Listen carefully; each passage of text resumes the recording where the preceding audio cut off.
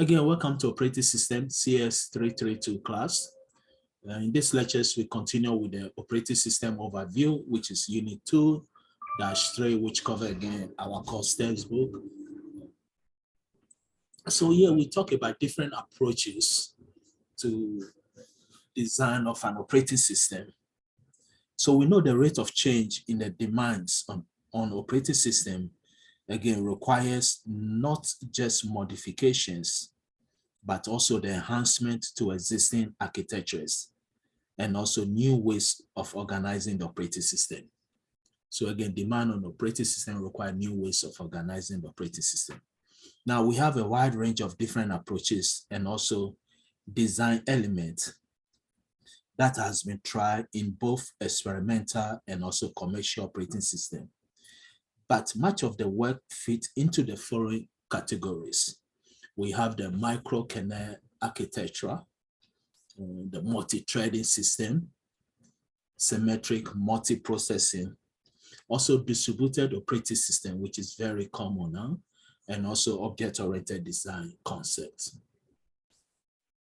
So the Microkernel Architecture, here we say the operating systems until recently feature a large monolithic kernel, but most of what is thought of an operating system functionality is provided in these large kernels, including scheduling system, file system, networking, device drivers, memory management, and more. So a typical monolithic kernel is implemented as a single process with all the elements sharing the same address space. Now we have the Microkernel Architecture, which assigns only a few essential functions to the kernel, including the address space, inter-process communication, and basic scheduling. And again, this concept, as we said, approach a simplified implementation, also provide flexibility and well suited to distributed, again, environments. So other operating system services are provided by processes, sometimes called a service, that run in a user mode and are treated like any other application by the microkernel. And so this approach normally decouples the kernel and also the server development. Also, servers may be customized to a specific application or environment requirement. So again, in conclusion, I would say the microkernel approach simplifies implementation, also provide flexibility, as well as suited to a distributed environment. Also, we have the multi-threading concept. So a multi-threading is a technique in which a process executes an application is divided into threads that can run concurrently. So we may have one process that have two or more threads. A thread will be a piece of tasks or part of the tasks of the process. And these threads can again execute or perform their tasks concurrently. So we can make the following distinction. And the thread, again, is a dispatchable unit of work. A thread is a dispatchable unit of work. That's a thread. And also, it includes the processor context, and it has its own data area for stack. Also, the thread executes sequentially and is interruptible. But with a process is a collection of one or more threads associated system resources. Now, by breaking a single application into multiple threads, a programmer has greater control over the modularity of the application and also the timing of application related events. So as we said again, a process is a collection of one or more threads and associated with system resources such as the memory containing both the code and data, or open files or IO devices, etc. So this corresponds closely to concept of program in execution. Now, by breaking a single application into multiple threads, as we said earlier, the programmer has a great control over the modularity of the application and also the timing of application-related events. So multi-thread is very useful for applications that perform a number of essentially independent tasks that do not need to be serialized. Also, we have the concept of symmetric multiprocessing, which is also referred to as SMP. Now, this is a term that refers to a computer hardware architecture. We discussed this in chapter 1 of our course textbook, and also to the operating system behavior that explore that architecture. So the operating system of an SMP schedules processes and also threads across all of the processes. So multi-threading and SMP are often discussed together, but the two are independent facilities. Even on a uniprocess system, a multi-threading is useful for structuring applications and kernel processes. An SMP system is useful even for non-threaded processes because several processes can run in parallel. However, two facilities complement each other and can be used effectively together. So an attractive feature of an SMP is that the existence of multiple processes is transparent to the user, and the OS takes care of the scheduling of threads or process on individual processes, and also of a synchronization among the processes also. Now, these are the advantages of SMP. First, the performance, availability, incremental growth, and also scaling. So in terms of performance, if the work to be done by a computer can be organized so that some portion of the work can be done in parallel, then a system with multiple processes will yield greater performance than one with a single process of the same type. And availability, again, in a symmetric multiprocessing, because all processes are performed in the same function, the failure of a single processor does not stop the system. Instead, the system can continue to function at reduced performance. So the whole concept is that we have two or more threads running. If one went down, the rest can stay continue. Maybe the performance will be reduced. Also, advantage of incremental growth. A user can enhance the performance of a system by simply adding an additional processor. And with the scaling, vendors can offer a range of products with different price and performance characteristics, again, based on the number of processes configured in the system. So it's very important to note that these are potential rather than guaranteed benefits. The OS must provide tools and functions to exploit the parallelism in an SMP system. So if the work to be done by a computer can be organized so that some portion of the work can be done in parallel, then a system with multiple processes will yield greater performance than one with a single processor of the same type. It's an example of two people building a house, one person building a house, the same house. There will be a communication overhead among the two people, but most likely the two people will finish their work earlier than the first person. So that's the idea in the diagram. Also, we have process 1, 2, and 3. So here we are using multi-programming, one processor, and also interleaving and overlapping multiprocess with two processes, etc. So again, the dark section means it's blocked, but we can see second process is working, while the 2 is blocked, the other one is working. So again, as we can see from here, With multi-programming, only one process can execute at a time. Meanwhile, all other processes are waiting for the processor. But with multi-processing, more than one process can run simultaneously. So I'll say that's the advantage here. So next is the operating system design.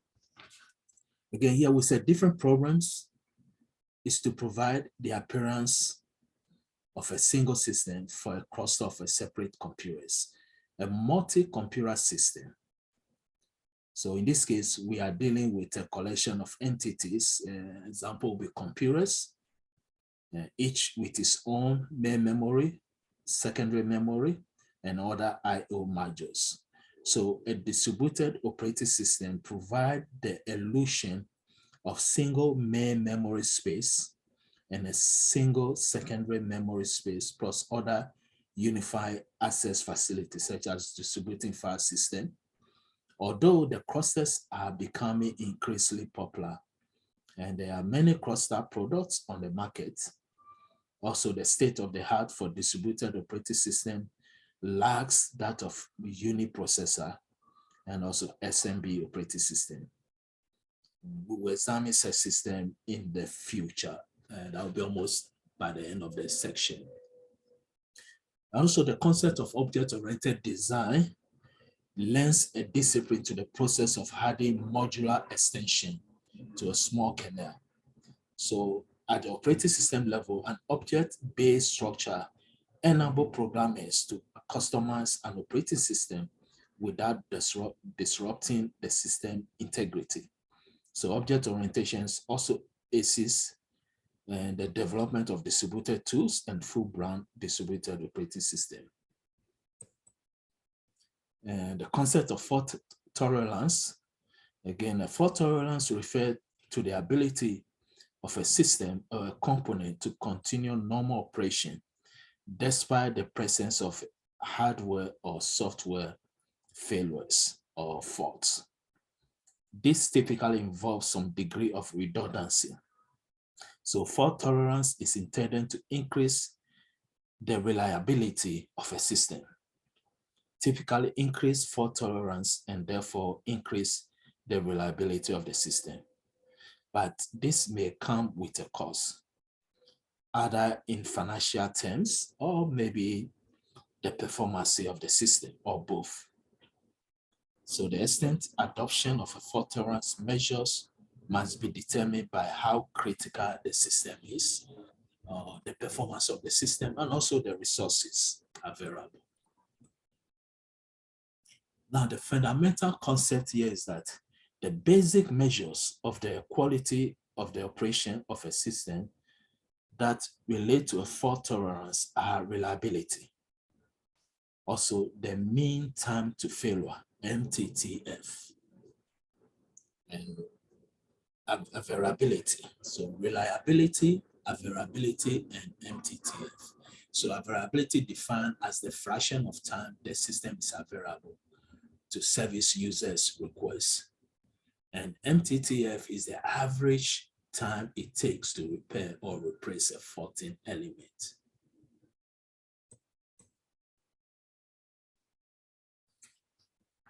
So we can see the formula here again to find MTTF to be B1 plus B2, B3 divided by 3, the average.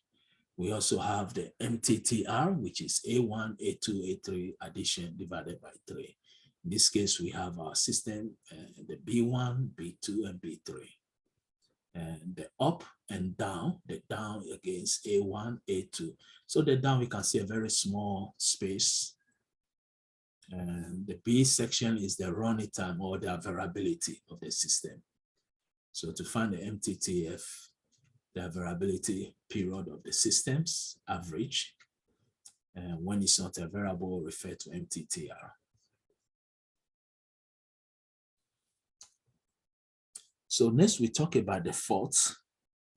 And here we say that again, the faults are defined by IEEE standard dictionary as an erroneous hardware or software state resulting from the following. Example can be again component failure, or the physical interference from the environment, design error, program error, or a data structure error. So this standard also states the fault manifests itself as a defect in the hardware device or component, or an incorrect step, process, or data division in the computer program, the software. And we have different types of, again, the fault categories. And we can have the permanent one and also the temporary. So a permanent one, a fault that after it occurs is always present. So the fault persists until the faulty component is replaced or repaired. So example would be a disk head crashes, or there's a software box, or a burnt out communication component.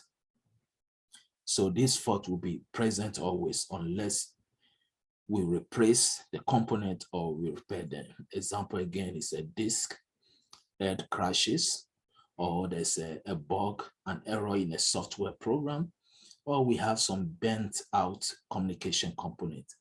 But a temporary fault is not present all the time for all the operating conditions. It's not present. So a temporary fault, again, can be further classified as the following: transient, which means a fault that occurs only once. Example include the bit transmission errors due to an impulse noise, or power supply disturbances, or radiation that alters a memory bit. We also have the intermittent, a fault that occurs at multiple and also unpredictable times. An example of an intermittent fault is one caused by a loose connection. So in general, fault tolerance is built into a system by adding redundancy. Now, methods of redundancy, we have the spatial, which is the physical redundancy, temporal redundancy, and also information redundancy. So with the physical redundancy, this normally involves the use of multiple components that either perform the same function simultaneously or are configured so that one component is available as a backup in case of a failure of another component. So an example of the former is the use of multiple parallel circuitry with majority result produced as output. So an example of a later one is a backup named server on the internet. A temporary redundancy involves repeating a function or operation when an error is detected. And this approach is effective with temporal faults, but not useful for permanent faults. Also, we have the information redundancy, which provide fault tolerance by replicating or coding data in such a way that bit errors can be both detected and corrected. So operating system mechanism, we have a number of techniques that can be incorporated into operating system software to support the fault tolerance. So we have the process isolation. We also have the concept of concurrency controls, also virtual machines, and checkpoint, and also the rollback. And we may discuss all these concepts again in our future lectures. And that will be again the conclusion of our lectures on this section. Again, this is an operating system overview, and we may go more detail on each of these topics. So example of a process isolation, we can say, as was mentioned earlier, processes are generally isolated from one another in terms of main memory or the file access and also the flow of execution. So the structure provided by operating system for managing process provide a certain level of protection for other processes from a process that produce a fault. We may discuss about process more detail in the course chapter 3 textbook. So again, wish everybody the best and see you in our next lectures.